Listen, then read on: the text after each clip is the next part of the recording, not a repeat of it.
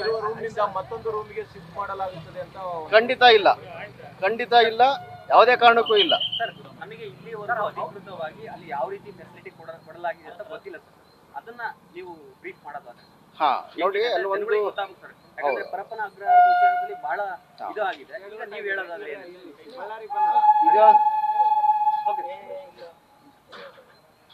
ಈಗ ಅದು ಸಪರೇಟ್ ಆಗಿರುವಂಥ ಸೆಲ್ಗಳಿದಾವೆ. ಆ್ಯಕ್ಚುಲಿ ನೀವು ಮೊದಲನೇ ನಿಮ್ಮ ಇನ್ನೊಂದು ವಿಚಾರ ಹೇಳ್ಬಿಡ್ತೀನಿ ನಿಮಗೆ. ನಿನ್ನೆ ಯಾವುದೋ ಒಂದು ಚಾನಲಲ್ಲಿ ತೋರಿಸ್ತಾ ಇದ್ರಿ ಕಾರಾಗೃಹದನ್ನ ಏನು ಗೂಗಲ್ ಮ್ಯಾಪಿಂದ ಮೇಲ್ಗಡೆ ಝೂಮ್ ಮಾಡಿ ಅದೆಲ್ಲ ಅದೆಲ್ಲ ತಪ್ಪು. ಆ್ಯಕ್ಚುಲಿ ಅದು ಸೆಕ್ಯೂರಿಟಿಗೆ ತೊಂದರೆ ಆಗುತ್ತೆ. ಆ ರೀತಿ ಎಲ್ಲ ಮಾಡ್ಲಿಕ್ಕೆ ಹೋಗ್ಬೇಡಿ, ದಯವಿಟ್ಟು ಮಾಡ್ಲಿಕ್ಕೆ ಹೋಗ್ಬೇಡಿ.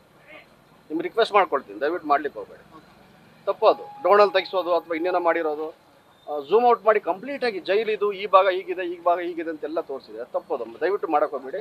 ನಮ್ಮನ್ನು ಕೇಳಿ ನಾವು ಹೇಳ್ತೀವಿ. ನಾವು ನಿಮ್ಗೆ ಸುಳ್ಳು ಹೇಳಲ್ಲ. ನಾನು ನಿಮ್ಗೆ ಸುಳ್ಳು ಹೇಳಲ್ಲ, ಸತ್ಯನೇ ಹೇಳ್ತೀವಿ. ಇಟ್ಟಿರೋ ಜಾಗ ಹೇಗಿದೆ ಅಂತಂದರೆ ಅಲ್ಲಿ ಸೆಲ್ಗಳಿದ್ದಾವೆ. ಆ ಸೆಲ್ಗಳಲ್ಲಿ ನಾವು ಪಾಪ್ಯುಲೇಷನ್ ಕಮ್ಮಿ ಮಾಡಿದ್ದೀವಿ. 4-5 ಜನ ಎಷ್ಟು ಬಂದಿದ್ದಾರೆ ಮೇಡಮ್ ಇವತ್ತು? 4 ಜನ 15 ಸೆಲ್ಲಲ್ಲಿ 4 ಜನ ಬಂದಿಗಳು ಮಾತ್ರ ಇದ್ದಾರೆ. ಬೇರೆ ಸೆಲ್ಲಲ್ಲಿ ಸಬ್ ಸೆಲ್ಲಲ್ಲಿ ಇವರನ್ನು ಅಷ್ಟು ಜನದಿಂದ ಬೇರೆ ಮಾಡಿ ಇಟ್ಟಿದ್ದೀವಿ. ಸಿಂಗಲ್ ಸೆಲ್ಲಲ್ಲಿ ಲಾಸ್ಟ್ ಸೆಲ್ಲಲ್ಲಿ ಇಟ್ಟಿದ್ದೀವಿ. ಈಗ ಅದರಲ್ಲಿ ಏನು ಸ್ಪೆಷಾಲಿಟಿ ಇದೆ ಅಂತ ಅಷ್ಟು ಕಾರಿಡಾರು ಮತ್ತು ಅಷ್ಟು ಸೆಲ್ಗಳ ಮೂವ್ಮೆಂಟ್ ಎಲ್ಲವೂ ಕೂಡ 3 CCTV ಕ್ಯಾಮ್ರಾ ಇದೆ. 3 CCTV ಕ್ಯಾಮ್ರಾದಲ್ಲಿ ಎಲ್ಲವೂ ಕೂಡ ಮಾನಿಟರ್ ಆಗ್ತಾ ಇದೆ. ಅದೆಲ್ಲವನ್ನೂ ಕೂಡ ನಾನು ಪ್ರತಿನಿತ್ಯದ CCTV ಫುಟೇಜ್ ಎಲ್ಲನೂ ಕೂಡ ಸೇವ್ ಮಾಡಬೇಕು ಅಂತ ನಾನು ಹೇಳಿದ್ದಾನೆ. ಆಲ್ರೆಡಿ ಇನ್ಸ್ಟ್ರಕ್ಷನ್ಸ್ ಕೂಡ ನಾನು ಕೊಟ್ಟಿದ್ದೀನಿ. ಅದಾಗ್ತಾ ಇದೆ.